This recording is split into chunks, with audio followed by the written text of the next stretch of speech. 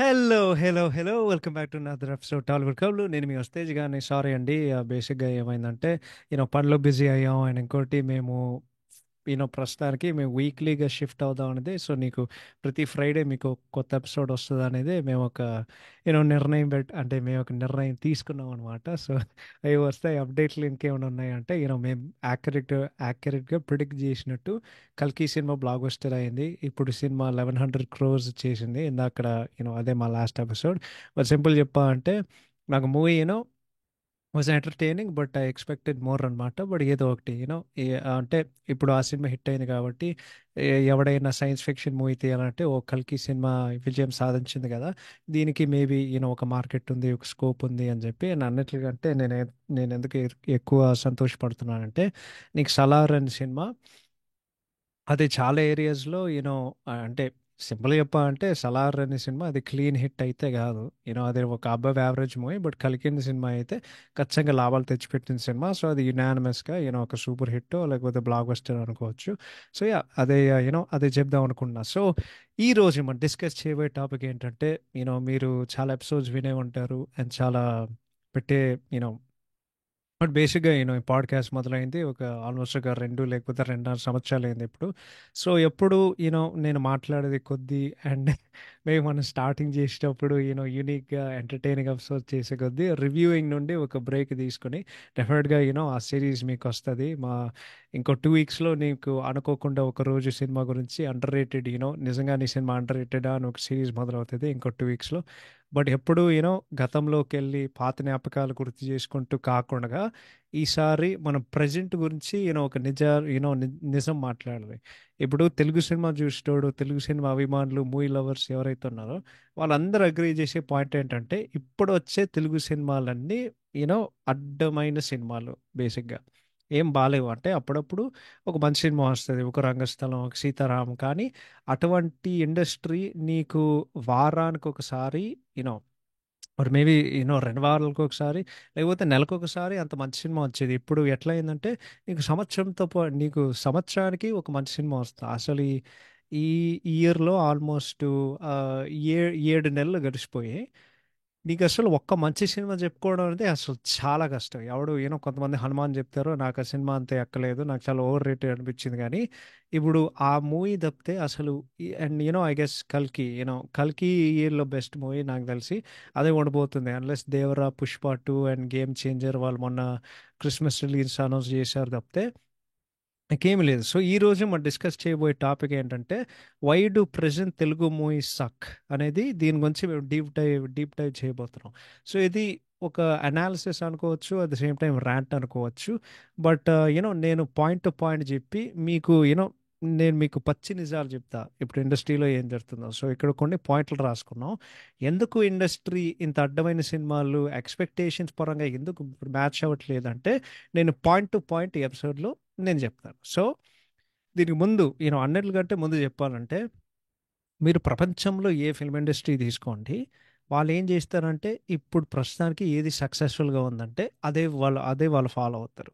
And ఇప్పుడు movie business అంటారు, వాళ్ళు మూవీ ప్యాషన్ అన్నారు. నాకు తెలుసు ఆబ్వియస్గా నీకు ప్యాషన్ ఉంటే నువ్వు ఏ ఉద్యోగం అయినా సరే, సినిమాలు ఒకటే కాదు, నువ్వు పిజ్జాలు చేయడం లేకపోతే బర్గర్లు తిప్పడం లేకపోతే ఏదో ఒకటి నువ్వు ఏ పనైనా ప్యాషన్తో చేస్తే నీకు ఒక రివార్డ్ ఉండాలి కదా. బట్ అన్ఫార్చునేట్లీ సినిమా అనేది నీకు అంతమంది ఇన్వెస్టర్స్ ఉండే కొద్దీ, అంతమంది వాళ్ళు పనులు చేసే కొద్దీ అప్పుడు ఏమవుతుందంటే, నీకు ఆబ్వియస్గా నీకు సింపుల్గా చెప్పాలండి మీ అందరికీ, ఇప్పుడు ఏ పనైనా అది ఒక బిజినెస్. నువ్వు ఏదైనా సరే నీకు సింపుల్ చెప్పాలంటే, నీ బెస్ట్ ఎగ్జాంపుల్ చెప్పాలంటే ఇండియాలో నీకిద్దరు ఆ, నీకిద్దరు మాంసం కొట్లు ఉన్నాయనుకో పక్క పక్కనే, వాళ్ళిద్దరు కంపెటర్స్. ఎవరికి ఎక్కువ లాభాలు తెచ్చిపెడితే లేకపోతే ఎవరికి ఎక్కువ బిజినెస్ చేస్తే వాడు తోపరా పోయి అన్నట్టు. ఓకే. సో ఇక్కడ సినిమా మూవీ అనేది దిల్ రాజు గారు 100 సార్లు చెప్తారు. నాకు పర్సనల్గా దిల్ రాజు ఇప్పుడు ఆయన తీసే సినిమా నాకు నచ్చట్లేదు. అంటే ఆయన ఒక్కడికే కాదు అయితే ఆయన కూడా ప్రస్తుతానికి ఆయన తీసే సినిమాలో ఆయనకి నచ్చు కంపల్సరీ. ఇప్పుడు ఏదో ఒకటి కంటెంట్ బ్యాలెన్స్ షీట్ చూసుకోవాలి, కంపల్సరీ ఏదో ఒకటి గ్రీన్ లైట్ చేయాలని చెప్పి ఆయన ఒక మూవీ తీస్తున్నారు. సో ఆయన 100 సార్లు చెప్పారు. నేను కూడా ఫైనాన్స్ చదవాను కాబట్టి నేను చెప్తున్నాను మీ అందరికీ, సినిమా అనేది ఒక బిజినెస్. ఇప్పుడు మీరు ఏదైనా తీసుకోండి. మీరు ఎంత గొప్ప కథ అయినా తీసుకోండి. నేను సింపుల్గా ఏం చెప్తున్నా అంటే, మీరు బాహుబలి తీసుకోండి, లేకపోతే మీరు కేర్ ఆఫ్ కంచరపాలెం సినిమా తీసుకోండి. ఓకే, ఒకటి స్మాలెస్ట్ బడ్జెట్ ఫిల్ము, ఇంకోటి బిగ్గెస్ట్ బడ్జెట్ ఫిల్మ్ అప్పట్లో. సినిమాలకి రెండు సినిమాలు పాయింట్ ఏంటంటే, మనం ఈ సినిమాతో డబ్బులు తీయాలి, ఈ సినిమా హిట్ కావాలి, మన కొనే వాళ్ళకి అంటే బేసిక్గా నీకు లాభాలు తెచ్చిపెట్టాలి. సో నీకు ఫైనాన్స్లో సింపుల్ బేసిక్ రూల్ ఏంటంటే ఆర్ఓఐ. ఆర్ఓఐ అంటే return on investment. Return on investment అంటే ఒక ఎగ్జాంపుల్ ఇస్తాను. మీరు ₹1,00,00,000 పెట్టారనుకో, మీకు 2,00,00,000 కావాలనుకుంటారు, అంటే నీకు డబుల్ రావాలి. అంటే బేసిక్గా నువ్వు పెట్టే డబ్బులకి నీకు లాభాలు తెచ్చిపెడుతుందా అనేది ప్రతి ఒక్కడు వాళ్ళు చేస్తారు. సో నా పాయింట్ ఏంటంటే, ఇది ఒక బిజినెస్. సో ఇప్పుడు ఇండస్ట్రీ వాళ్ళు ఏం చేస్తారంటే, అప్పుడు ఏదైతే హాట్గా నడుస్తుందో, ఏదైతే ట్రెండ్లో ఉందో బేసిక్గా దాన్ని కాపీ చేస్తారు. సో ఇంకోటి చెప్పాలంటే, నేను 1997లో పుట్టానండి. సో 1997లో పుడితే నా తెలుగు మూవీ నాలెడ్జ్ ఎక్కడి నుండి మొదలవుతుందంటే, ప్రేమించుకుందాం రా అండ్ ప్రస్తుతం యూనో ప్రస్తుతం ఏదైతుందో అప్పటి నుండి నాకు నాలెడ్జ్ ఉందన్నమాట. సో పాయింట్ నెంబర్ టూ ఏంటంటే, మేము ఇప్పుడు కొంచెం ఏంటంటే టైం ట్రావెల్ చేద్దాం అనమాట. ఓకే, డీప్ డైవ్ చేసే కొద్దీ. సో నీకు అప్పట్లో నాగిరెడ్డి గారు, చక్రపాణి గారు అప్పుడు వాళ్ళ సినిమాలు తీసే కొద్దీ, even even sorry BN Reddy garu, వీళ్ళందరూ వాళ్ళ సినిమాలు అప్పుడు తీసే కొద్దీ నీకు చాలా ప్యాషన్ ఉండేవి. అండ్ సినిమాలు వాళ్ళు చేసే కొద్దీ అంటే అప్పట్లో నీకు చాలా యూనిక్ స్టోరీస్ వచ్చేవి. నాకు అసలు మాయబజార్, గుండమ్మ కథ, దాని తర్వాత పాతాళ భైరవి, మల్లీశ్వరి, పెళ్లి చేసి చూడు, నీకు ఇంకో అంటే అన్నగారు సినిమా ఉంటుంది, వద్దంటే డబ్బు, అంటే గ్యాబ్లింగ్ గురించి మాట్లాడుకోవడం. సో అప్పట్లో నీ కథలు ఏదైతే ఉన్నాయో చాలా యూనిక్గా ఉండేవి. అప్పట్లో ఏంటంటే, ఈ హీరోలు స్టార్డంలో ఇన్ని సెంటర్లు నడిచింది, అన్ని సెంటర్లో నడిచింది, కటౌలు పెట్టడం, మా హీరో గొప్ప, ఆర్టీసీ క్రాసర్, అవి ఏం లేవు అప్పట్లో. సో నీకు కథ, స్క్రీన్ ప్లే అండ్ నటుల మీద నీకు ఎక్కువ ఎంఫసిస్ ఉండేది అనమాట. సో యూనిక్ స్టోరీతో పాటు వాళ్ళు యాక్చువల్లీ స్టోరీ, స్క్రీన్ ప్లే గురించి వాళ్ళు పట్టించుకునేవాళ్ళు. సో ఇప్పుడు రామారావు గారు, ఏఎన్ఆర్ గారు, ఎస్విఆర్ గారు, జమున గారు, భానుమతి గారు అండ్ మహండ్రెడ్ సావిత్రి గారు, వీళ్ళందరికీ అంత నటన చేసే స్కోప్ ఎక్కడుంది ఏంటంటే, అక్కడ కథలు అంత బాగున్నాయి కాబట్టి అట్లా నటించడానికి అంత స్కోప్ ఉండే ఈ రోజుల్లో కాకుండా. సో నీకు ఓల్డ్ మూవీస్ ఏదైతే ఉన్నాయో, అఫ్ కోర్స్ ఆ మూవీస్ ఆడితే బాగానే ఉండేవి. కానీ అప్పట్లో ఏంటంటే, మనకి ఈ మూవీ మన ఇష్టం వచ్చినట్టు తీస్తాం, జనాలు ఏది పడితే చూస్తారు అన్నట్టు అవి ఏం లేదు. మనకేంటంటే మంచి కథ తీస్తున్నామా లేదా అని చెప్పి వాళ్ళ అదే ఉద్దేశంతో వాళ్ళు అప్పుడు చేసేవాడు అనమాట. సో అదే చెప్తున్నాను కదా నీకు, 1957 అనుకుంటా మాయబజార్ సినిమా వచ్చినప్పుడు, అది ఇప్పటి వరకు ఒక పిన్నకల్ ఫిల్మ్ మేక్. అసలు 1957లో వాళ్ళ సినిమా ఎట్లా తీశారనేది నాకు తెలియదు. సో ఇదంతా నీకు 50s 60s టైంలో ఎట్లా నడిచేది. సో ఇప్పుడు దాని తర్వాత నీకు తెలుగు సినిమా ఏదైతే ఉందో, ఇది ఆల్ అబౌట్ ఎరాస్ అనమాట. సో నీకు 70s అండ్ 80sలో అప్పట్లో నీకు రామారావు గారు, ఏఎన్ఆర్ గారు అండ్ ఎస్విఆర్ గారు ఎక్కువ ఉండే కొద్దీ నీకు కొత్త జనరేషన్ యాక్టర్స్ వచ్చారు. మన సూపర్ స్టార్ కృష్ణ గారు, శోభన్ బాబు గారు, సుమన్ గారు, కృష్ణమరాజు గారు అండ్ ఇంకెవరైనా మిస్ అవుతున్నానంటే ఈవెన్ మన నరేష్ గారు. దాని తర్వాత నీకు 80s 90sలో కొత్త బ్యాచ్ వచ్చారు, బిగ్ ఫోర్ అన్నమాట. బాలయ్య గారు, వెంకటేష్ గారు, చిరంజీవి గారు, నాగార్జున గారు, వీళ్ళందరూ వచ్చారు. దాని తర్వాత 2000స్లో ఈ ఆరుగురు హీరోలు ఎవరైతే ఉన్నారో వాళ్ళిద్దరు ప్రస్తుతానికి వాళ్ళు ఉండే ఉంటారన్నమాట. సో బేసిక్గా నీకు ప్రేమించుకుందాంరా సినిమా వచ్చినప్పుడు అప్పట్లో, సో 1997లో వచ్చిన సినిమా అది. మనం ఆ సినిమా రివ్యూలో చెప్పాం, దాని తర్వాత మేము ట్రెండ్స్ ఎపిసోడ్లో కూడా చెప్పాం, కానీ మరొకసారి చెప్తున్నాం ఇది మేము చేసే కొద్దీ. ఓకే, సో ప్రేమించుకుందాం రా అనే సినిమాకి ఏమైందంటే, అది రాయలసీమ నేపథ్యంలో మొట్టమొదటి అంత పెద్ద విజయం చూసిన, లేకపోతే అంత పెద్ద విజయం సాధించిన ఒక సినిమా ప్రేమించుకుందాం రా. సో ఆ రాయలసీమ నేపథ్యం, ఫ్యాక్షన్ నేపథ్యం పెట్టుకుని దాని తర్వాత వాళ్ళు ఏం చేశారంటే, ప్రేమించుకుందాం రా ఇది మోర్ లైక్ మేబీ ఒక love story, more commercial type, కానీ అదే నేపథ్యం తీసుకుని వాళ్ళు 1999లో సమరసింహారెడ్డి అనే మూవీ తీసి ఫుల్ ఆన్ మాస్ మూవీ, దాని తర్వాత ఒక కమర్షియల్ టెంప్లెట్ తయారైందనమాట. ఈ టెంప్లెట్ ఏదైతుందో గత ఒక 15 సంవత్సరాలు అట్లా నడిచింది. దాని తర్వాత ఆడియన్స్ ఏం చెప్పారంటే, మాకు అసలు ఏమొద్దు. సో మీకు అందరికి తెలిసిన విషయమే ఏంటంటే, నీకు తెలుగు సినిమా ఏదైతుందో అది ఆల్ ఇండి అంటే అన్ని ఇండియన్ ఫిల్మ్ ఇండస్ట్రీస్లో మోస్ట్ కమర్షియల్ ఇండస్ట్రీ అనమాట. కమర్షియల్ మూవీస్ తీయాలంటే మీరు తెలుగు సినిమాలు చూడాలి. సో మన తెలుగు మూవీస్ ఏంటంటే, మేము ఎక్కువ మసాలా సినిమాలు తీస్తాం. కానీ మసాలా సినిమా గురించి ఒక ఇంట్రెస్టింగ్ ఫ్యాక్ట్ చెప్తాను మీ అందరికీ. సో యాక్చువల్లీ చాలామంది అనుకుంటారు, ఆఫ్ కోర్స్ ఆ మసాలా రెసిపీ ఏదైతే ఉందో మనమే దాన్ని చేసి ఉడకబెట్టి మేమే దాన్ని పర్ఫెక్ట్గా తయారు చేసాం. కానీ ఈ టెంప్లెట్ ఎక్కడ మొదలైందంటే నీకు సలీం అండ్ జావేద్ అని ఒక రైటింగ్ డూ ఉండేవారు. సో అది సలీం ఖాన్, సల్మాన్ ఖాన్ వాళ్ళ నాన్న, అండ్ దెన్ జావేద్ అఖ్తర్, ఫర్హాన్ అఖ్తర్ వాళ్ళ నాన్న. వాళ్ళిద్దరు రైటింగ్ డూ ఒకప్పుడు. సో వాళ్ళు ఒకప్పుడు యాదోన్కి భారత్ అనో సినిమా తీశారు. అది one of the classic movies అనమాట. ఓకే, సో వాళ్ళ మూవీ తీసినప్పుడు వాళ్ళకే క్రెడిట్ వచ్చిందనమాట, ఈ మసాలా ఫిల్మ్స్, ఈ మసాలా ఫార్మాట్ ఏదైతే ఉందో. సో కొంతమంది ఏం చెప్తారంటే నీకు 1952లో పరశక్తి అని ఒక సినిమా, అది ఫస్ట్ మసాలా మూవీ అంట. కానీ ఈ మూవీ ఏదైతే ఉందో, ఈ ఆ, ఈ మసాలా సినిమా ఏదైతే ఉందో నీకు 1970స్లో నసీర్ హుసేన్ అని ఒక దర్శకుడి నుండి వాళ్ళదంతా అంటే ఆయన చేశారు. దాని తర్వాత స్క్రీన్ రైటింగ్ ఇందాక చెప్పినట్టు సలీం జావేద్, యాదోన్కి భారత్ 1973లో. ఆ సినిమాకి దర్శకుడు నసీర్ హుసేన్ అండ్ దెన్ రచయితలు సలీం జావేద్. వాళ్ళు ఐడెంటిఫై చేసినమాట మసాలా సినిమా, అది ఫస్ట్ మసాలా సినిమా. కానీ ఇందాక చెప్పినట్టు ఆ శంకర్ గారు, మన డైరెక్టర్ శంకర్ గారు ఏం చెప్తారంటే తమిళ సినిమాకి ఎప్పుడో మనకి మసాలా దోశ సినిమాలు ఉండేవి. అప్పుడు పరశక్తి 1950లో వచ్చింది కదా, అది అర్లియస్ట్ ఎగ్జాంపుల్. కానీ మనం మోడర్న్గా చూసే మసాలా మూవీస్ ఏదైతే ఉన్నాయో దాని కొంచెం డిఫరెంట్గా ఉంటుంది అనమాట. దాని తర్వాత యాదోన్కి భారత్ తర్వాత సలీం జావేద్ ఎవరైతే ఉన్నారో వాళ్ళు చాలా 1970s అండ్ 80స్లో బొచ్చుడు విజయం సాధించిన మసాలా ఫిల్మ్స్ వాళ్ళు చేశారు.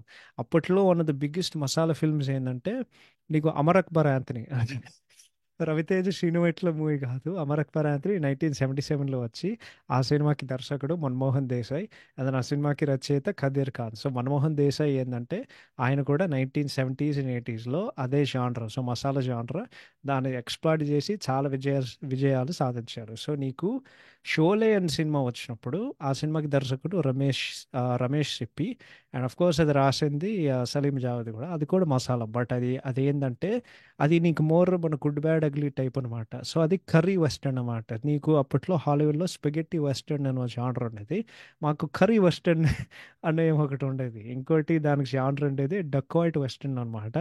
అందులో అది కంబైన్ చేసింది అనమాట, ఈ Indian dacoit films. And then such as Mother India, దాని తర్వాత 1957లో మదర్ ఇండియా, అండ్ దెన్ 1961లో గంగ జమున అని ఒక సినిమాలో, ఓర్ గుంగ జమున అని ఒక సినిమాలో ఈ స్పెగెట్టి వెస్టర్న్స్ రెండు మిక్సీలు కొట్టి వాళ్ళందరూ తీసారు. కానీ షోలో ఏదైతుందో ఈ డకాయిట్ వెస్టర్న్ అది ఒక కొత్త సబ్ జానర్ సృష్టించింది అనమాట. బట్ బేసిక్గా చెప్పాలంటే నీకు మసాలా ఫిల్మ్స్ ఏదైతే ఉన్నాయో అది బాలీవుడ్స్ 1970స్లో ఒరిజినేట్ అయ్యి అదే మేము తీసుకుని దాన్ని మేమే పర్ఫెక్ట్ చేసాం ఇప్పుడు. సో అప్పుడు ఏమైందంటే అప్పుడు చిరంజీవి అనేటోడు ఎవరైతే ఉన్నారో, చిరంజీవి గారు ఎవరైతే ఉన్నారో ఆయన మెగాస్టార్ అయ్యి, ఆయన ఎప్పుడు తెలుగు సినిమా అంటే కమర్షియల్ సినిమా అనేది ఆయన ఇండస్ట్రీని one of the biggest factors దానికి కమర్షియలైజ్ అవడం. ఓకే, ఇది అంటే చిరుగారు చేసే సినిమాలు అంటే సింపుల్గా చెప్పాలంటే అప్పట్లో ఫేస్ ఆఫ్ టాలీవుడ్ అంటే నీకు రెండు యాక్టర్స్, ఒకటి అన్నగారు, దాని తర్వాత నీకు చిరంజీవి గారు. దాని తర్వాత ఏమైందంటే వాళ్ళు కమర్షియల్ సినిమాస్ తీసేవాళ్ళు, గ్యాంగ్ లీడర్, ముఠా మేస్త్రి. కానీ ఐ థింక్ 1999 ఆర్ 98లో, సారీ నేను ఇయర్ రాసుకోలేదు, అప్పుడు ఏమైందంటే భాషా సినిమా వచ్చింది రజనీకాంత్ గారితో. భాష అనే సినిమా ఏదైతే ఉందో అది కమర్షియల్ టెంప్లెట్ని మొత్తం తిరిగి రాసిన ఒక సినిమా. అప్పుడు 2004లో ఏమైందంటే, సో అప్పుడు నీకు రాజమౌళి గారి ఫేవరెట్ టెంప్లెట్ అదే ఏంటంటే నీకు ఫస్ట్ హాఫ్లో స్టోరీ సెటప్ చేసి నీకు సెకండ్ హాఫ్లో మొత్తం నీకు ఒక ఫ్లాష్ బ్యాక్ ఉంటుంది. ఓకే, హీరో గొప్పల గురించి లేకపోతే అసలు ఏం జరిగింది అన్నట్టు. సో ఆ స్క్రీన్ ప్లే ఫార్మాట్, ఆ టెంప్లెట్ ఏదైతే ఉందో రాజమౌళి గారికి చాలా ఇష్టం. అప్పుడు ఏమైంది, సో అప్పట్లో వాతావరణం ఏంటంటే అన్ని సినిమాలు అదే టెంప్లెట్లో ఉండేవి. అప్పుడు ఏమైందంటే 2004లో నీకు గుండమ్మ కథలో నాగిరెడ్డి గారు ఒక ఫార్ములా సృష్టించారన్నమాట. ఇది తేజ గారు చెప్తారు ఏంటంటే ఒక హీరో వేరే ఇంటికి వెళ్తాడు, వాడు విలన్ ఇంట్లోనే ఉంటాడు. విలన్ కూతురికి లేకపోతే వాళ్ళ ఇంట్లోకి వాడి ఇంట్లోకి వాడందరినీ హోలగాలు చేస్తూ ఉంటాడు. ఒకడు మాత్రం చెప్తాడు, ఓకే, ఒకడు అన్ని నిజాలు చెప్తాడు కానీ వాడికి ఏదో కాలో చేయో పడిపోయి ఉంటాడు, కాలో చేయో పడిపోయి ఉంటుంది.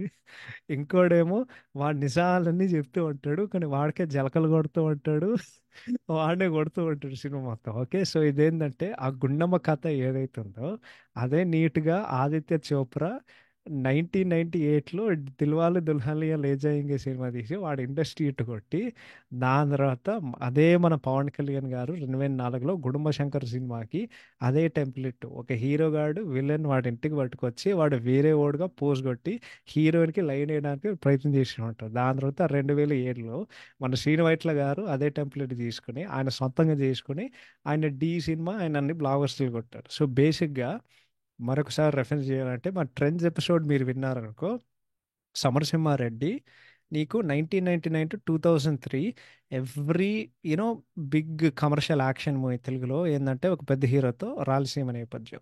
దాని తర్వాత ఆ దాని తర్వాత ఆ జానర్ తేలిపోయిన తర్వాత నీకు అప్పుడు ఏమైందంటే ఒక్కడు అనే సినిమా వచ్చి దాన్ని బేసిక్గా మళ్ళీ ఊపిరి పోసింది అనమాట యాక్షన్ జానర్.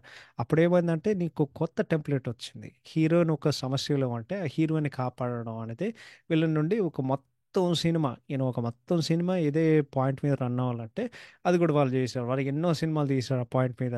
నీకు తరుణ్ సోగడు సినిమా తీశారు, దాని తర్వాత రవితేజ కృష్ణ సినిమా తీశారు, దాని తర్వాత రామ్, ఈవెన్ రామ్ రెడ్డి మూవీ ఉంది కదా అది కూడా సేమ్ టెంప్లెట్. దాని తర్వాత ఏమైందంటే అదే ఆ ఆ, డి బక్రా టెంప్లెట్ ఏదైతే ఉందో శ్రీను వైట్ల గారు అది తీసుకుని ఆయన బక్రా టెంప్లెట్ కన్ఫ్యూషన్ కామెడీ మొదలైంది. కానీ అది తేలిపోయింది, ఎందుకంటే అదే టైంలో ఈ కోన వెంకట్ గారు గోపమోహన్ గారు ఆయన వేరే సినిమాలకి పనిచేయడం ఉంది. నీకు ఎవ్రీ బిగ్ తెలుగు మూవీ లేకపోతే ఎవ్రీ బిగ్ కామెడీ మూవీ ఏంటంటే అన్ని కన్ఫ్యూజన్ కామెడీ టెంప్లెట్ బక్రా సినిమాలో అన్ని సినిమాలు బ్రహ్మానంద గారు ఉంటారు. దాని తర్వాత ఏమైందంటే రభస ఆగడికి వచ్చేసరికి ఆడియన్స్ ఏం చెప్పారంటే వద్దు బాబు మీకు పెద్ద నమస్కారం అని చెప్పి. అప్పుడు ఏమైందంటే పోకిరి సినిమా అనుకోకుండా ఇండస్ట్రీ హిట్ అయింది. పూరి జగన్నాథ్ గారు మీరు గమనిస్తే 2006 2010, సో నీకు పోకిరి టు రగడ వరకు అన్ని యాక్షన్ మూవీస్ ఏంటంటే హీరోగాడు మాఫియాలో చేయడం, మాఫియాలో ఇన్ఫిల్ట్రేట్ చేసి వాడు రివెంజ్ కోసం వాడు ఏదో వచ్చినట్టు ఉన్నాడు అనమాట. దాని తర్వాత ఏమైంది, నీకు రాజమౌళి గారు మగధీర తీశారు, కొంచెం ఈ big budget fantasy epic movies తీశారు కదా. అప్పుడు ఏమైంది, నీకు ఇండస్ట్రీలో ఆయన కాపీ కొట్టడానికి నీకు ముగ్గురు దిగారు అన్నమాట. వివి వినాయక్, ఆ మెహర్ రమేష్, దాని తర్వాత నీకు worst director in Tollywood history Prakash Kovelamudi. ఈ మూవీస్ ఏంటంటే బద్రీనాథ్ శక్తి, అనగనగా తీరుతూ అన్ని సినిమాలు అట్టుదిడ్డుగా పోయి దాని తర్వాత నీకు 2013లో నీకు ప్రేమకథ చిత్రం వచ్చింది. దాని తర్వాత నీకు ఎవ్రీ లో బడ్జెట్ సినిమా ఏంటంటే నీకు అది హర్రర్ కామెడీ షానర్ అని బాగా ఫేమస్ చేసిన సినిమా. నీకు అన్ని సినిమాలు ఏదైతే ఉన్నాయో అన్నీ అవేరా. నీకు రాజుగారి గది ఇటు, దాని తర్వాత నీకు ఆనందో బ్రహ్మ, దాని తర్వాత ఏదో ఒక వద్దు అడ్డమైన సినిమా ఉంటుంది, అది కూడా హారర్ కామెడీ అనుకుంటా, చీకటి గదిలో చిత కొట్టుడు. అది కూడా ఉండే ఉంటుంది. సో అప్పుడు ఏమైందంటే, సో ఇదంతా చెప్పే కొద్దీ అప్పుడు చెప్తున్నా కదా ఇండస్ట్రీలో ఏం నడుస్తుంది అనేది వాళ్ళు అదే తీస్తారు. అప్పుడు ఏమైందంటే బాహుబలి సినిమా వచ్చింది. సో ఇప్పుడు బాహుబలి సినిమా ఏంది, ఆ సినిమాకి దర్శకుడు ఎవడు, రాజమౌళి గారు.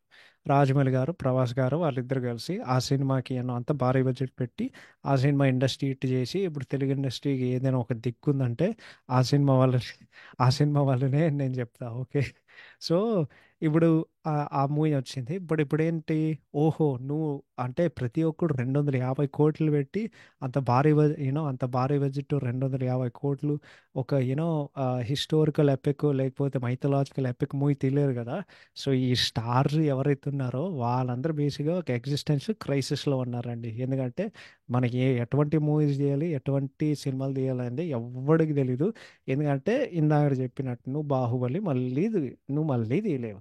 ఇది ఓన్లీ రాజమౌళికే సహజం అండ్ అది ఓన్లీ ప్రభాస్ గారికి సూట్ అవుతుంది కాబట్టి ఎవ్వడు అసలు ముట్టుకోడు మైథాలజీ. ఓకే.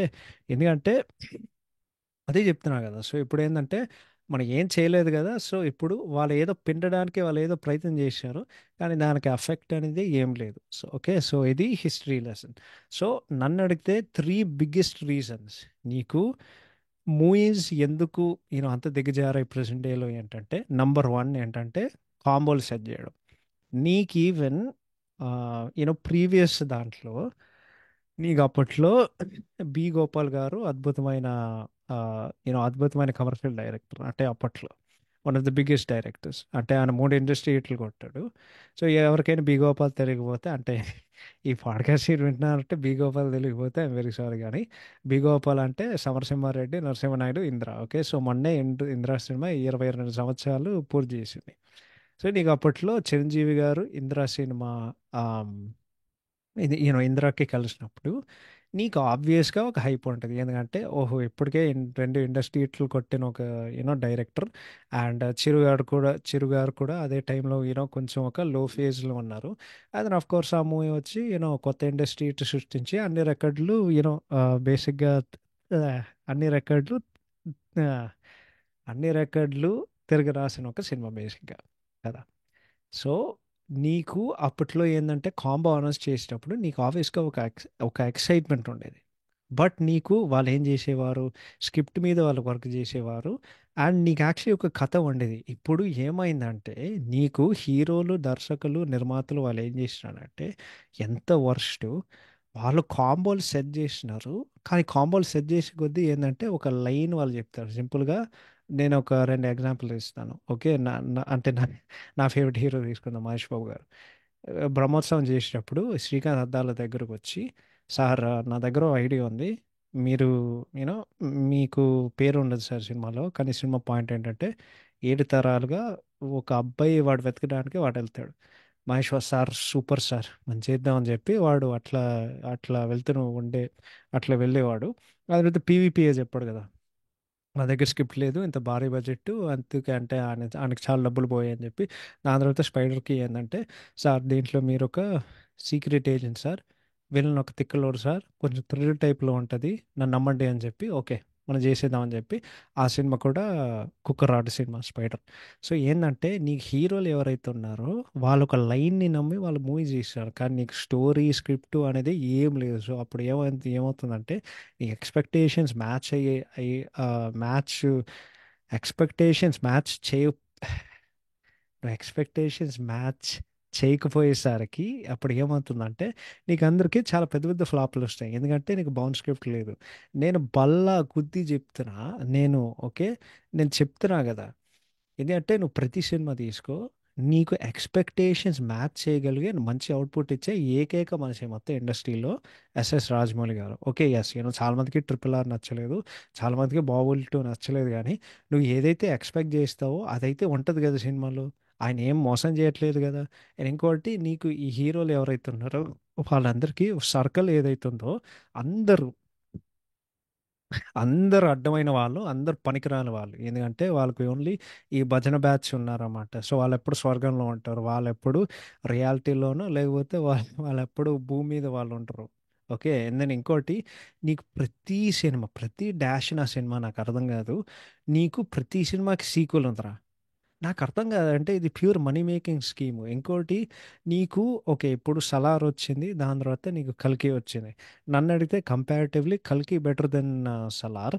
కానీ 'సలార్‌లో' ఎందుకు 'కల్కి' బెటర్ దెన్ 'సలార్' అంటే నీకు 'కల్కి' సినిమా వెనకాల నుండి ఎళ్ళినప్పుడు అంటే థియేటర్ నుండి బయటకొచ్చినప్పుడు నీకన్ని డౌట్లు లేవు. కానీ 'సలార్' మూవీ ఎట్లుంటదంటే నువ్వు నెత్తి పట్టుకుంటావు. ఎందుకంటే నీకన్నేసి డౌట్లున్నాయి. ఒరేయ్! నువ్వు ఫస్ట్ పార్ట్‌లో ఇంకేం చూపియకపోతే అంటే నేను మరీ అంత హోలాగార్లా కనిపిస్తానా?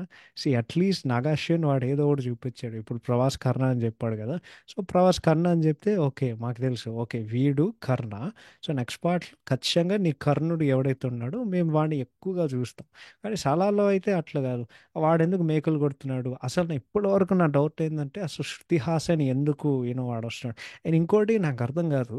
నీకు యూ నో నీకు సింపుల్‌గా చెప్పాలంటే అసలు నాకు ఇదే చిరాకు దెబ్బతది. నీకు ప్రతి సినిమా రిలీజ్ అయ్యే ముందు వాళ్ళు సీక్వెల్ అనౌన్స్ జేశారు. నీకు 'దాస్ కా దమ్‌కి 2' అంట, 'గ్యాంగ్స్ ఆఫ్ గోదావరి 2' అంట, 'డీజే టిల్లు 3' అంట. దాని తర్వాత ఇంకేం సినిమాలుంటాయి. నీ 'కార్తికేయ 2' దాని తర్వాత అసలు ఎవడికి ఉపయోగం రా ఈ సినిమాలన్నీ? ఏం అవసరం లేదు. Pure money making, lack of creativity అంతే. ఓకే. ఇంకోటేందంటే చాలా కొంతమంది ఈ సినిఫైల్ నా కొడుకులొచ్చారు గదా! నేను వాళ్ళకి కరెక్ట్‌గా జవాబు జెప్తున్నాను. ఈ న్యూ ఏజ్ డైరెక్టర్స్ అందరూ సింపుల్ జెప్తున్నా కదా! వాళ్ళందరికీ పేపర్ మీద ఆ ఆలోచనలు బావుంటాయి గానీ, అంటే అది వినడానికి గుడ్ ఐడియాస్ ఆన్ పేపర్ గానీ, ప్రాజెక్ట్‌కి గ్రీన్ లైట్ వచ్చిన తర్వాత నీకు ఎగ్జిక్యూషన్ అసలు మరీ దారుణంగా ఉంటుంది. అరే! వాళ్ళ బేసిక్ మినిమమ్ చేయలేరురా! నేను అసలు 10 నిమిషాలు కూడా చూడలేకపోతున్నాను తెలుసా! అసలు ఇంత అద్భుతమైన ఎంటర్‌టైనింగ్ మూవీస్ తీసే ఒక ఇండస్ట్రీ ఇంత బోరింగ్‌గా తీసే కొద్దీ అసలు తెలుగు సినిమా అనేది నిజంగానే చాలా చాలా చాలా దిగజారిపోయింది. ఓకే. నేను సింపుల్‌గా చెప్తా.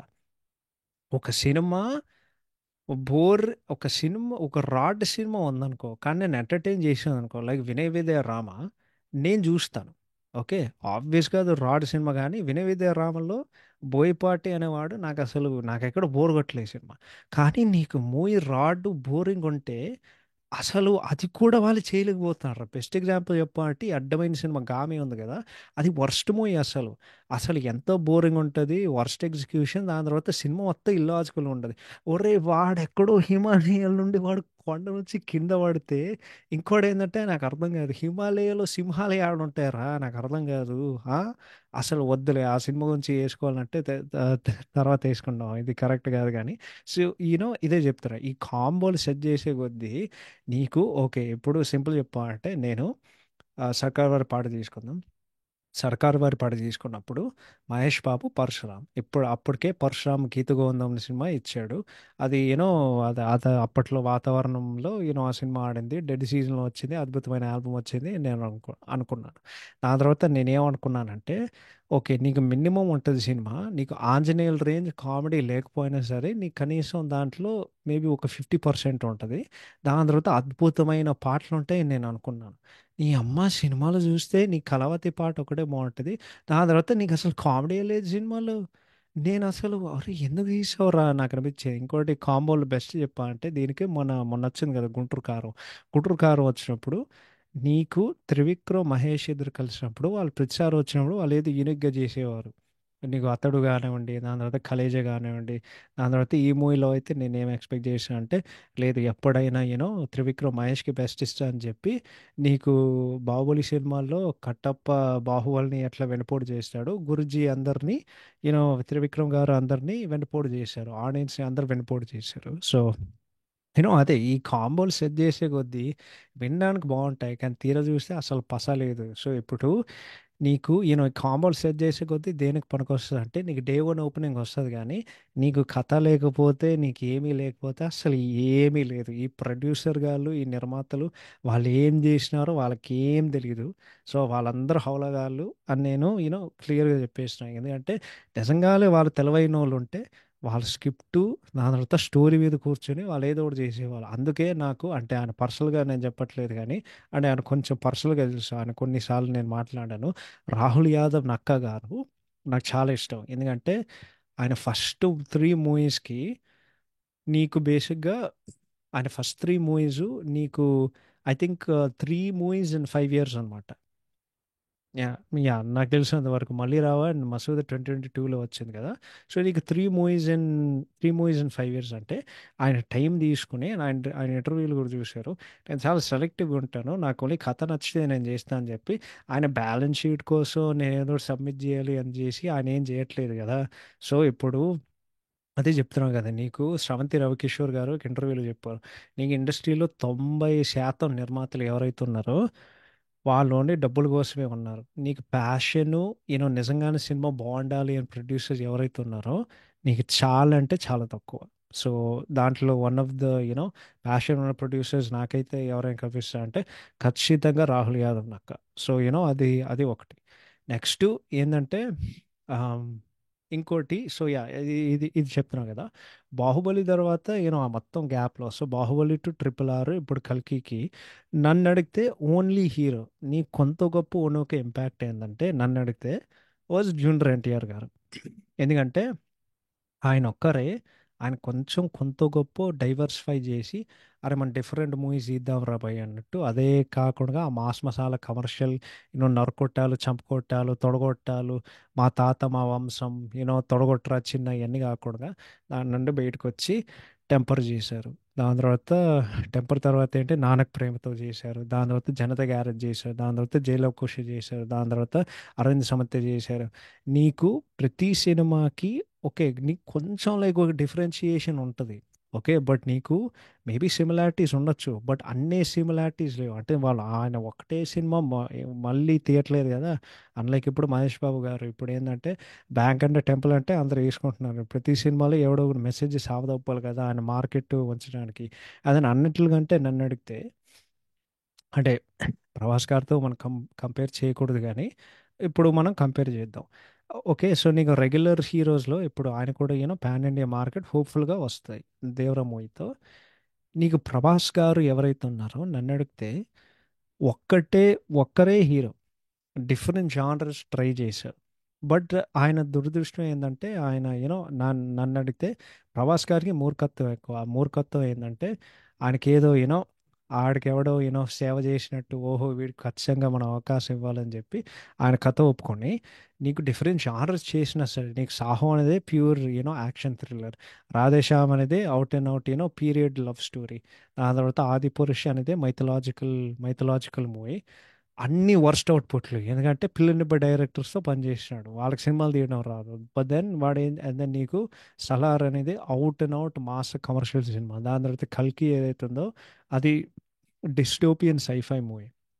అండ్ దెన్ ఫైనల్‌గా 7 సంవత్సరాల తర్వాత 'కల్కితో' ఆయనకు హిట్ వచ్చింది. అంటే నీకు ఏదైతే ఉంది నీకు అట్‌లీస్ట్ 'ప్రభాస్' గారు డిఫరెంట్‌గా చేసినారు.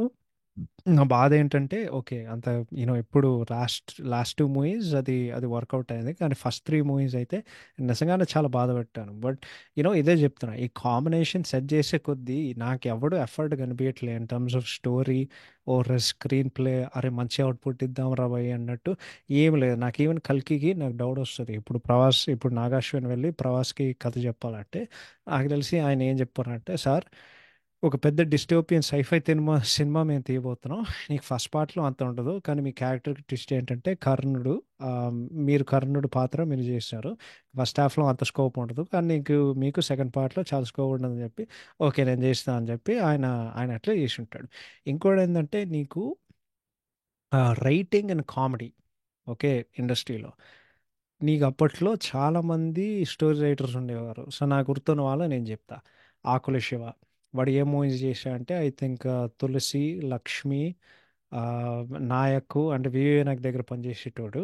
దాని తర్వాత నీకు 'భూపతి రాజు' ఉండేవాడు. వాడు 'అన్నయ్య', 'అందరివాడు' ఇంకొన్ని సినిమాలు తీశాడు. దాని తర్వాత ఇంకోడు ఒక హౌలగాడు ఉంటాడు 'శ్రీధర్ సిపాన్' వాడు 'వాంటెడ్' 'పండుగాడు' సినిమాకి డైరెక్టర్ వాడు.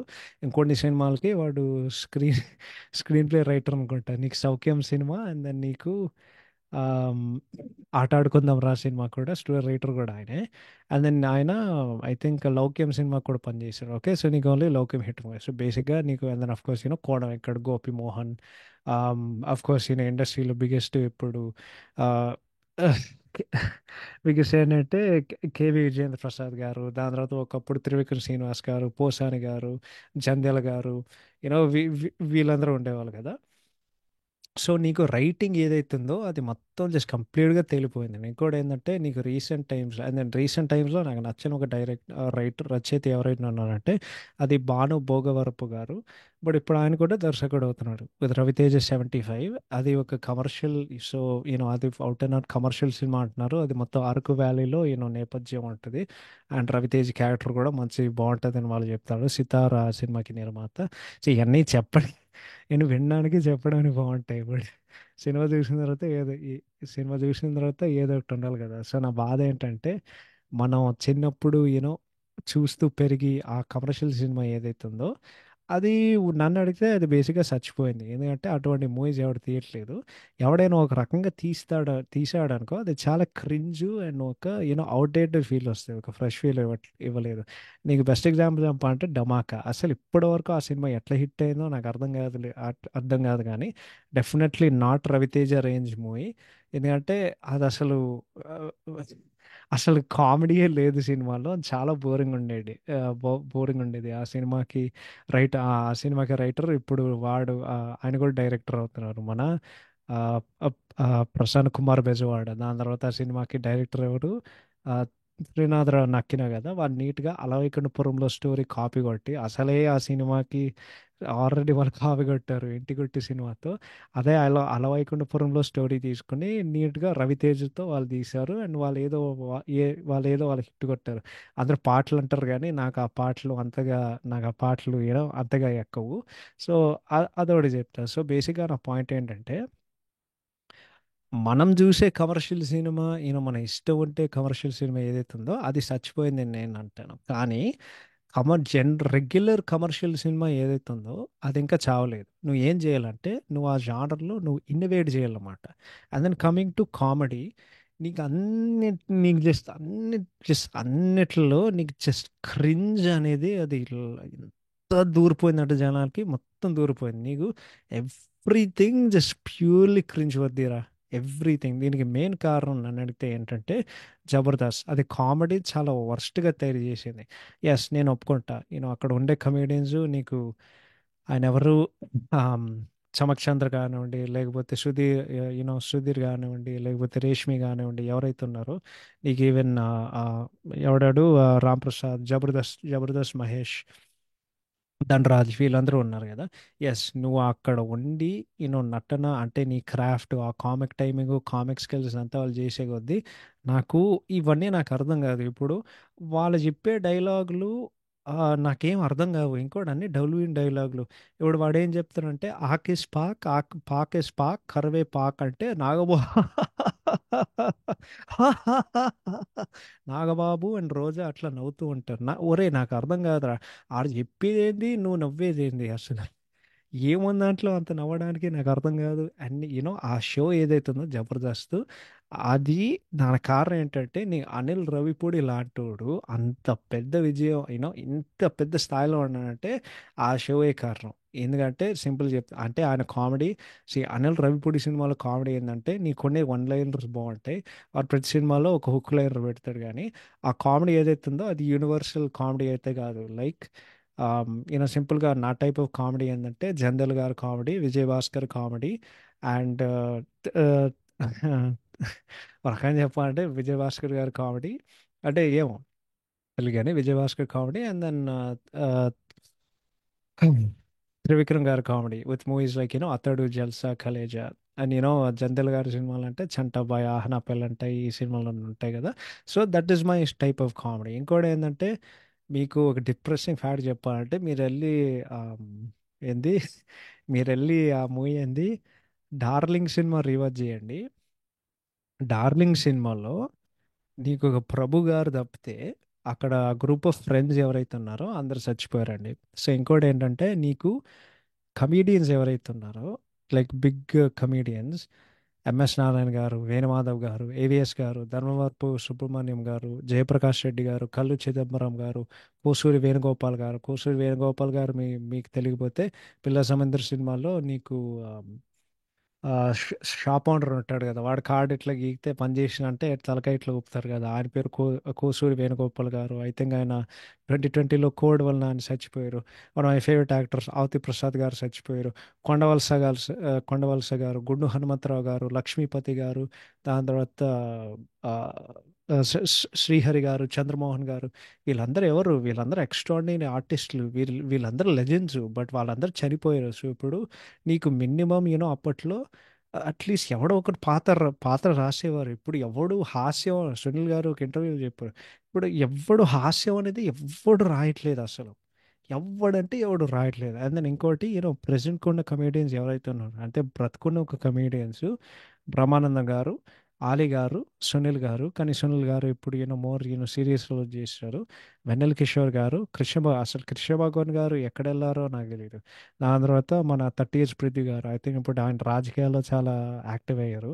ఎల్బి శ్రీరామ్ గారు, దాని తర్వాత సత్య గారు. వీళ్ళు ఎవరైతే ఉన్నారో వాళ్ళకి అసలు దిక్కే లేదు సినిమాల్లో. ఇప్పుడు ప్రజెంట్గా మనం మాట్లాడుకోవాలంటే నీకు ప్రతి సినిమాలో ఈజీగా వెన్నెల కిషోర్ గారు ఉంటారు, వారు సత్య గారు ఉంటారు. ఓకే, వాళ్ళకి ఆబ్వియస్గా మోస్ట్ ఆఫర్ వస్తాయి. బట్ నీకు అప్పుడప్పుడు వాళ్ళు గుర్తుండిపోయి ఒక రోల్ వస్తాయి. నేను సింపుల్ చెప్పాలంటే వెన్నెల కిషోర్ గారు బల్ల గుద్ది చెప్తున్నారు కదా, నీకు గీత గోవిందం తర్వాత ఆ రేంజ్ క్యారెక్టర్ మళ్ళీ నన్ను అడిగితే వాజ్ సామాజిక వర్గం.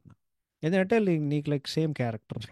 ఓకే, దాని తర్వాత సత్యకి చెప్తున్నావు కదా, మత్తు వదలరా తర్వాత నాకు సత్య గారు చేసే ఒక్క రోల్ కూడా అసలు గుర్తుండిపోయే ఒక రోల్ ఒక్కడు కూడా లేదండి. ఒక్కడు కూడా లేదు. ఆనెస్ట్గా చెప్తున్నా కదా, ఒక్కడు కూడా లేదు. అదొక్కటే నాకు గుర్తు. ఓకే, అండ్ ఆయన ఎప్పటి నుంచో కాదు, ఎన్నో సంవత్సరాల నుండి ఆయన ఉండే ఉంటారు. రెండోది ఏంటంటే, నీకు ఓటీటీ ఓటీటీ అప్పట్లో. సో మీకు ఒక సినిమా ఫండింగ్ చేయాలంటే వెరీ సింపుల్ చెప్తాను. ఒక సినిమాని ఫండ్ చేయాలంటే నువ్వు ఏం చేస్తావు అంటే, నువ్వు ఒక ప్రొడ్యూసర్ అనుకో. ఆ ప్రొడ్యూసర్ నువ్వు మూవీని గ్రీన్ లైట్ చేస్తావు. గ్రీన్ లైట్ చేసిన తర్వాత అప్పుడు నువ్వు ఏం చేస్తావు అంటే నీ ఫైనాన్సర్ దగ్గరికి వెళ్తావు. సో ఇప్పుడు నీకు మూవీ డిస్ట్రిబ్యూషన్ ఎట్లా పనిచేస్తుంది అంటే, ప్రొడ్యూసరు వాడికి ఆ బాధ్యత లేకపోతే వాడికి అప్పు చెప్పాల్సింది ఎవరికంటే వాడు ఫైనాన్షియర్స్కి. ఈ ఎగ్జిబిటర్స్ ఎవరైతే ఉన్నారో వాళ్ళే హౌలగాలు. ఎందుకంటే వాళ్ళ సినిమా వాళ్ళ ఇష్టం వచ్చిన రేట్లు పెట్టి వాళ్ళు ఏదో ఇదే చెప్తున్నారు కదా, వాళ్ళ కాంబోని నమ్మి వాళ్ళదంతా వాళ్ళంతా ఇదంతా వాళ్ళు చేస్తారు. సో నీకు ఓటీటీ రైట్స్. సో సింపుల్గా నేనేమంటున్నానంటే, ఇప్పుడు ఫర్ ఎగ్జాంపుల్ గుంటూరు కారం సినిమా ఉంది. గుంటూరు కారం సినిమా 100 కోట్లు పెట్టామనుకో. ఆ 100 కోట్లు ఏదైతే ఉన్నాయో, Haarika Hassans Haarika Hassan creations, so Nagavamsi and Radhakrishna garu ఎవరైతే ఉన్నారో, చిన్నబాబు గారు, వాళ్ళ ఫైనాన్షియర్స్కి వాళ్ళ డబ్బులు వాళ్ళు తిరిగి ఇవ్వాలి. అది వాళ్ళు ఎట్లా చేస్తారు? ఈ ఓటీటీ రైట్స్ వలన. సో ఇప్పుడు ఓటీటీ మార్కెట్ నాకు బాగా గుర్తు, ఇది ఎప్పుడు కంపు కంపు చేసిందంటే, నీకు 2017లో ఫిదా మూవీ నాకు బాగా గుర్తు. ఫిదా మూవీ నీకు ఆల్మోస్ట్ లైక్ యూఎస్లో ఐ థింక్ 2 మిలియన్ 2.5 మిలియన్ చేసింది due to Sekhar Kammula brand, అదంతా. సో నీకు ఫిదా అనే సినిమా జూలైలో వస్తే, మిడ్ జూలైలో వస్తే, నాకు తెలిసి ఆగస్ట్ ఫస్ట్ వీకే వాడు లేకపోతే ఆగస్ట్ ఇండిపెండెన్స్ డేకి వాడు పెట్టేశాడు ప్రైమ్లో. నేను అనుకున్నా, ఓడి అమ్మ ఒరే ఇంత అద్భుతమైన రన్ వచ్చింది కదరా ఈ సినిమాకి అని చెప్పి. నీకు సింపుల్గా చెప్పాలంటే, అప్పుడు లైక్ ఆడియన్స్ థియేటర్కి వెళ్ళడం అంటే, థియేటర్కి వెళ్ళడం అనే ఒక ఉత్సాహం, లేకపోతే ఉండే ఒక తపన ఏదైతే ఉందో, ఆర్ ఉండే ఒక ఇనిషియేటివ్ ఏదైతే ఇనిషియేటివ్ ఇన్సెంటివ్ థియేటర్కి వెళ్ళడం, అవి ఏం లేవు. అంటే సారీ, అది తగ్గిపోయింది. ఎందుకంటే ఇప్పుడు జనాలు ఒక మైండ్ సెట్లో ఫిక్స్ అయ్యారు. మూవీ బాగోకపోతే ఎంతైనా నీకు సినిమా ఒక నెల రోజులు ఓటీటీలో వస్తుంది. సో బాగాలేదనుకో మనం ఎందుకు వెళ్ళాలి థియేటర్కి? అండ్ వాళ్ళని బ్లేమ్ చేయలేం. ఎందుకంటే వాళ్ళు తీసేవి ముష్టి సినిమాలు. సో ఆ ముష్టి సినిమాలకి ఎందుకు డబ్బులు పెట్టి డబ్బులు ఒక్క అని చెప్పుకోవడం కదా, అది పాయింటే కదా. సో సింపుల్గా నేనేం చెప్తున్నా అంటే, ఈ ఓటీటీ రైట్స్ ఏదైతే ఉన్నాయో వాళ్ళు బొచ్చు డబ్బులు ఇస్తున్నారు. And not only OTT rights, నీకు డబ్బింగ్ రైట్స్ కూడా, హిందీ డబ్బింగ్ రైట్స్ నీకు ఈజీగానే. నీకు పెద్ద సినిమా ఉందనుకో, ఒక పెద్ద సినిమాకి ఎనీవేర్ ఫ్రమ్ 25 లేకపోతే 50 కోట్లకి వాళ్ళు అమ్మేస్తున్నారు అనమాట. సో ఇప్పుడు ఏమవుతుందంటే, ఈ ఓటీటీలు వాళ్ళు ఏం చేస్తారంటే వాళ్ళు రైట్స్ కొంటారు. ఓకే, సో నాకు తెలిసి ఐ థింక్ పుష్పకి లేకపోతే అప్పుడు KGF 2కి ఏదో ఒకటి ప్రైమ్ వాడు 200 కోట్లు ఇచ్చాడు హొంబోలే గాడికి. వాడు ఎందుకు నువ్వు అంటాడు? వాడు కొంటాడు కదా. సో ఇంకోటి ఏంటంటే, ఈ ఓటీటీలు వాళ్ళు చేయడం వలన వాళ్ళకి ఆల్రెడీ ఒక సేఫ్టీ నెట్ వచ్చింది. కానీ ఒక రకంగా నీ సినిమా ఎవడు ఓటీటీలో కొనలేదనుకో, ఇంకా అంతే, నువ్వు సంకనాగి పోయి నువ్వు రోడ్లు దాకా వస్తావు. ఇంకోటి, నీకు బడ్జెట్స్ ఏదైతే ఉన్నాయో, నీకు ఏ బిగ్ బడ్జెట్ మూవీ, నీకు బడ్జెట్ కంట్రోల్ అనేది లేదు. నీకు ఏ బిగ్ బడ్జెట్ స్టార్ హీరోతో ఇప్పుడు మినిమం చెప్తున్నా కదా, మినిమం 150 to 300 crores. ఇప్పుడు దేవర సినిమా 400 కోట్లు అంటారు. నేను చెప్తున్నా కదా, నా కళ్యాణ్ రామ్ దగ్గర అన్ని డబ్బులు లేవు. నేను ఎప్పుడే చెప్పేస్తున్నా మీ అందరికీ. ఓకే, సో అది ఫేక్. సో నీకు ఈ బడ్జెట్స్ అంత ఉండడం వలన అప్పుడు ఏమవుతుందంటే, ఈ ఓటీటీ వలన వాళ్ళు ఆబ్వియస్గా అంత డబ్బు నీకు థియేటర్కల్తో రాలేకపోయేసరికి, ఈ ఓటీటీ శాటిలైట్ రైట్స్తో వాళ్ళు కవర్ చేసేస్తున్నారు. సో వీళ్ళు టేబుల్ ప్రాఫిట్ అనేసరికి అదంతా నీకు ఫైనాన్సియర్స్ దగ్గరికి వెళ్తుంది. సో ఇప్పుడు ప్రొడ్యూసర్ అనేటోడు వాడు నష్టపోయేది అసలు ఏమీ లేదనమాట. ఓకే, ఇంకోటి ఏంటంటే, నీకు నిర్మాతలు ఎవరైతే ఉన్నారో వాళ్ళు వాళ్ళ మార్కెట్ని అండ్ వాళ్ళ థియేటర్ బిజినెస్ని వాళ్ళే చంపుకుంటున్నారు. ఈ హౌలాగాలకి వాళ్ళకి ఎందుకు అర్థం కావట్లేదో నాకు తెలియదు కానీ వాళ్ళు అదే చేసినారు. అండ్ దెన్ ఇంకోటి, ఈ ఓటీటీ గాలకి లైక్ వాళ్ళకి ఎంత పవర్ ఉందంటే, ఇప్పుడు వాళ్ళే రిలీజ్ డేట్ని వాళ్ళే నిర్ణయిస్తున్నారు అన్నమాట. నాకు అర్థం కావట్లేదు. ఎందుకంటే ఈ పలానా డేట్లో మీరు రిలీజ్ చేస్తే మేము ఎక్కువ డబ్బులు ఇస్తాం అన్నట్టు వాళ్ళందరూ ఈ చోటి హౌలా పనులు చేస్తారు. ఓకే, సో ఇదనమాట. సో ఓటీటీ కూడా దాంట్లో లాస్ట్ అండ్ ఫైనల్గా నీకెందుకు సినిమాలు పోతున్నాయంటే, నీకు అందరికి ప్రతి డాష్ నగాడికి నీకు పాన్ ఇండియాకి వెళ్ళాలని ఉంది. నేను ఒక నేను ఒక మూడు నాలుగు ఎగ్జాంపుల్ ఇస్తాను. సో నంబర్ వన్ ఎగ్జాంపుల్ ఏంటంటే, మొన్న ఇప్పుడు కిరణ్ అబ్బవరం నన్ను అడిగితే నేను అసలు వాడిని హీరోగానే నేను అసలు కన్సిడర్ చేయను. నాకు కిరణ్ అబ్బవరం ఇష్టం లేదు, నేను బల్ల కొద్దీ చెప్తున్నా. ఓకే, ఎందుకంటే ఆ, అందరూ మహేష్ బాబు గారిని ట్రోల్ చేస్తారు ఏంటంటే సింగిల్ ఎక్స్ప్రెషన్ యాక్టరు, కానీ నిజమైన single expression actor Kiran Abbavaram. ఎందుకంటే నంబర్ వన్, ఆయనకి స్క్రీన్ ప్రెజెన్స్ లేదు. నంబర్ టూ, ఆయనకి డైలాగ్ చెప్పడం రాదు. నంబర్ త్రీ, ఆయనకి అసలు బాడీ లాంగ్వేజ్ లేదు, ఆయన చాలా రిజిడ్గా స్టిఫ్గా ఉంటారు. ఇంకోటి, ఆయనకి డైలాగ్ డెలివరీ లేదు. అన్నిటికంటే ఆయన మొహం ఎప్పుడూ ఒకటే ఎక్స్ప్రెషన్ ఉంటుంది. ఇదంతా చెప్పి వీడు అసలు హీరో అనేది నేను ఎట్లా నమ్మాలి? ఓకే, మనిషి బాగానే ఉంటాడు, కానీ వాడు తీసేది అడ్డమైన సినిమాలు, ముష్టి సినిమాలు, ఒట్టలో సినిమాలు. ఓకే, చెప్తున్నా కదా. సో మొన్న ఎవడో ఇంటర్వ్యూలో అడిగాడు. ఓకే, ఆబ్వియస్గా జర్నలిస్ట్ ఎవడైతే ఉన్నాడో వాడొక హవలాగాడు. ఎందుకంటే వాడు అడిగే విధానం అంటే తెలుగు జర్నలిస్ట్కి వాళ్ళకి అసలు స్టాండర్డ్సే లేవు, అది పక్కన పెట్టు. సో వాడు అడుగుతాడు, సార్ అంటే మీ స్థాయికి ఇప్పుడు మీరు పాన్ ఇండియాకి వెళ్ళడం ఇప్పుడు అవసరమా అని చెప్పి. ఓకే, మేబీ వాడు అడిగేదాని విధానం బాగాలేదు, అండ్ కిరణవరం చెప్పే విధానం లైక్ చాలా కామ్గా చాలా కంపోజ్ చెప్పారు. కానీ నువ్వు యాక్చువల్లీ నిజంగా అని ఆలోచిస్తే వాడు అడిగేది కరెక్ట్. ఒరే, నీకు తెలుగులోనే దిక్కు లేదు, నువ్వు పాన్ ఇండియాకి వెళ్ళి నువ్వు ఏం పీకుతావు? అసలు ప్రతి ఒక్కడు పాన్ ఇండియాకి వెళ్ళి చూస్తే నాకు అస్సలు నాకు ఎంత నవ్వొస్తుంది తెలుసా. సో నీకు ఈ సినిమాకి ఏంటంటే నమ్మకం, వీళ్ళందరికీ నమ్మకం ఇచ్చే ఒక సినిమా ఏంటంటే కాంతార. ఎందుకంటే కాంతార అనే సినిమా ఎవ్వడు అనుకోకుండా వాళ్ళు జస్ట్ ఒక 15 కోట్ల బడ్జెట్ పెట్టి ఓ, వాళ్ళకి సినిమా తీస్తే అది all India pan India hit అయింది.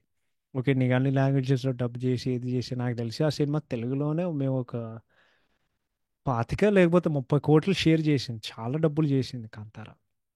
సో అప్పుడు ఏమైందంటే అందరికీ ఓహో మనకు కూడా చేస్తే బాగుంటుంది. ఇప్పుడు వరుణ్ తేజ్ నెక్స్ట్ పోయి మట్కా, అది పాన్ ఇండియా సినిమా. విశ్వాక్సేన్ సినిమాలో ఇప్పుడు పాన్ ఇండియా. నీకు వీడు పాన్ ఇండియా, వాడు పాన్ ఇండియా. పాన్ ఇండియా మూవీస్తో ప్రాబ్లం ఏంటంటే నువ్వు ఒక్కడిని ఉద్ధరించడానికి నువ్వు తీస్తూ ఉంటావు. ఓకే, నేను సాహో సినిమా వచ్చినప్పుడు నాకు అదే అనిపించింది. సాహో సినిమా అది ఎందుకు లైక్ పాన్ అది పాన్ ఆఫీస్గా పాన్ ఇండియా సినిమా, ఏంటంటే ప్రభాస్ గారు పాన్ ఇండియా హీరో కాబట్టి నాకు స్టార్టింగ్ నుండే అదే డౌట్. ఇప్పుడు నువ్వు ఒక పాన్ ఇండియా సినిమా తీసినావు అనుకో, లైక్ అంటే అంత నీకు ఉద్ధరించడానికి తీసినట్టు ఉంటుందిరా. నీకు ఆ సినిమాల్లో నేటివిటీ అనేది ఏం ఉండదు. నేను పుష్ప దాని గురించి నేను తర్వాత మాట్లాడతాను. సాహో అనే సినిమా, నీ హీరో తెలుగుడు, హీరో బాలీవుడ్ నుండి, విలన్ మిగతా క్యారెక్టర్ ఆర్టిస్టులు ఫర్ ద మోస్ట్ పార్ట్ అందరు బాలీవుడ్ వాళ్ళే. ఆ ప్రకాష్ బేలవాడి, నీల్ నితిన్ ముఖేష్, శ్రద్ధ కపూర్, ఆ తర్వాత ఆ, మహేష్ మాంజ్రేకర్ ఉన్నాడు. ఏమన్నా నాకు గుర్తులేదు. ఐ థింక్ ఉన్నాడు అనుకుంటే టీను ఆనంద్, చంకీపాండే, వీళ్ళందరూ ఉంటారు కదా సినిమాలో. దాని తర్వాత నీకు Murali Sharma, well known face in Hindi, but of course ఇప్పుడు ఆయన తెలుగులో ఎక్కువ చేశారు. దాని తర్వాత నీకు ఆ, మలయాళంలోకి ఉద్ధరించడానికి లాల్ గారు పెట్టారు. మన అన్నవరం పందం కోడి అండ్ ఆ సినిమా ఏదే ఖతర్నాక్ లాల్ పెట్టారు. ఆయన వీరసింహారెడ్డిలో కూడా ఉంటారు. దాని తర్వాత తమిళని ఉద్ధరించడానికి వాళ్ళు ఆ, ఆ, ఆడెవడు సారీ, తమిళ్లోని ఉద్ధరించడానికి ఆ, ఆ, అరుణ్ విజయ్ని పెట్టారు. సో ప్రతి ఒక్కరికి ఓకే, మలయాళం వాళ్ళకి వాళ్ళు చూడ, ఎందుకంటే వీళ్ళు పెట్టావు, వాళ్ళు పెట్టావు, వీడిని పెట్టావు, వాళ్ళు పెట్టావు అని చెప్పి. ఇప్పుడు అట్లా కాదు కదా. ఇప్పుడు నువ్వు ఒక మూవీ తీసినావు అంటే ఆ మూవీకి నేటివిటీ తగ్గట్టుగా ఉండాలి. అందుకే నువ్వు సాహోన్ సినిమా తీస్తే అది తెలుగు సినిమా కాదు, అది బాలీవుడ్ సినిమా కాదు, అదేదో తెలియలేని కిచిడి అయ్యేసరికి ఎవ్వడికి అప్పీల్ అవ్వదు. రెండోది, నేను పుష్ప గురించి చెప్తా. పుష్ప అనే సినిమా, ఆ సినిమాకు ఉండే ఒకే ఒక advantage pan India, you know like pan ఇండియాకి వెళ్ళడానికి ఏంటంటే, నీకు పుష్ప అనే సినిమా అది చాలా రూటెడ్ స్టోరీ. ఎందుకంటే నీకు చిత్తూరు జిల్లాలో శేషాచలం అడవిలో దానికి దగ్గరగా ఉండే ఒక సినిమా కాబట్టి అసలు జనాలు వాళ్ళ పుష్పరాజ్లో ఏం చూసి కనెక్ట్ అయ్యారో నాకు తెలియదు, కానీ వాళ్ళు కనెక్ట్ అయ్యి ఇప్పుడు ఆ సినిమా పాన్ ఇండియాకి వెళ్ళింది. కానీ పుష్పకి మిగతా సినిమాలకి ఉండే ఒక ప్లస్ ఏంటంటే అదొక నేటివ్ స్టోరీ. ఇప్పుడు ఐ థింక్ సుకుమార్ గారు ఆ సినిమా తీసేటప్పుడు వీడికి ఉద్ధరించాలి, వాడికి ఉద్ధరించాలి, వీడికి ఉద్ధరించాలి అని చెప్పి ఆయన ఏం తీయలేదు కదా. అని ఏం చెప్పారంటే మన రూటెడ్గా నేటివ్గా నేను ఒక సినిమా తీస్తున్నాను. జస్ట్ ఇప్పుడు బన్నీ గారు పెద్ద స్టార్ అయ్యారు కాబట్టి మనకు ప్రయత్నం చేద్దాం అని చెప్పి నువ్వు అట్లా తీయాలరా. సో బేసిక్గా ఏంటంటే నీకు రీజనల్ మూవీస్, నీకు regional rooted and native stories ఎవరైతే ఉన్నారో వాళ్ళు ఏమి తీయట్లేదు. నీకు rooted or native stories recent టైమ్స్లో చెప్పాలంటే నాకు లైక్ అదే పుష్ప, దాని తర్వాత అశోకవానంలో అర్జున్ కళ్యాణం. ఓ రకంగా ఆలోచిస్తే ఈవెన్ దసరా, దసరా అది తెలంగాణ రాష్ట్రానికి లైక్ లైక్ నేటివ్గా ఉన్న ఒక సినిమా, రూటెడ్ సినిమా. నాకైతే నచ్చలేదు సినిమా, బట్ నేనైతే ఒప్పుకోవాలి. సో వన్ ఏంటంటే అందరూ పాన్ ఇండియాకి వెళ్ళేసరికి లైక్ అందరిని ఉద్ధరించడానికి వాళ్ళు చేశారు. ఒరే అది కాదురా, నీ కథ ఏదైతుందో అది నిన్ను ఉద్ధరిస్తుంది. ముందు అది ఆలోచించు. అది వేరే వాళ్ళకి ఉద్ధరించిందని కాదు, నీ నీకు నీ నిన్ను ఉద్ధరిస్తుందా, అది ముందు ఆలోచించు. అండ్ ఐ థింక్ నువ్వు ఏ దర్శకుడి దగ్గరికి వెళ్ళి అరే నేను ఒక పాండియన్ సినిమా చూసా అంటే ఓకే, బట్ నిన్ను ఉద్ధరిస్తుందంటే నేను చెప్తున్నా కదా, బల్ల గుద్ది చెప్తున్నా, 99% ఎవడైనా నో అని చెప్తాడు. ఎందుకంటే వాళ్ళకి లేదు ఈ పాన్ ఇండియా. ప్రతి సినిమా పాన్ ఇండియా అంటే నాకు అసలు చూడడం అనేది ఇంట్రెస్ట్ దొరుకుతుంది. అంటే ఇప్పుడు ఓకే అందరు పాన్ ఇండియాకి వెళ్తే మరి మరి తెలుగు సినిమాలు ఎవడు తీస్తాడు? అమ్మ నువ్వు తెలుగులోనే తీయకపోతే నువ్వు అన్ని భాషలు తీయాలంటే ఇంకెందుకు అసలు దిక్కు. ఆ అసలు నాకు ఎంత చిరాకు దొప్పుతుంది అంటే నాకు అంత చిరాకు దొప్పుతుంది. అదే కదా. సో మీ అందరూ ఇప్పటి వరకు ఇది మన 177 ఎపిసోడ్ అండి. ఓకే, మీకు ఇప్పటి వరకు నాకు ఎటువంటి సినిమాలు ఇష్టం అంటే మీకు తెలియకపోతే ఐఎమ్ సారీ, మీరు వినేటోళ్ళకి మీకు దండం. ఓకే, బట్ నీకు అసలు ఎవ్వడు ఏం చేసాడితే నేను ఒక హార్ష్ రియాలిటీ చెప్పాలి. నేను ఒక పచ్చి నిజం చెప్పాలి ఏంటంటే తెలుగు ఇండస్ట్రీ ఏదైతుందో నేను దాని మీద నమ్మకం నాకు మొత్తం పోయింది. ఎందుకంటే అంటే ఎన్నాళ్ళు ఆశలు పెట్టుకుంటాం. నీకు ప్రతి 6 నెలలకి లేకపోతే ప్రతి సంవత్సరానికి ఏదో ఒక పెద్ద సినిమా వస్తుంది. ఎక్స్పెక్టేషన్స్ మ్యాచ్ అవ్వు, ఏమైంది, వాట్ వెంట్ రాంగ్ అని చెప్పి దాన్ని అనలైజ్ చేసుకుంటూ ఓకే నెక్స్ట్ టైం వాళ్ళు బాగా చేస్తారని చెప్తే వాళ్ళు నెక్స్ట్ టైం వాళ్ళు బాగా చేయరు. నీకు అజ్ఞాతవాసిలు, సర్కారు వాళ్ళ పాటలు, గుంటూరు కారాలు, ఆది పురుషులు, రాధేశ్యాములు, సాహోలు, నీకు ఇవే వస్తాయి. అవి తప్పితే అసలు ఇంకేం లేవు.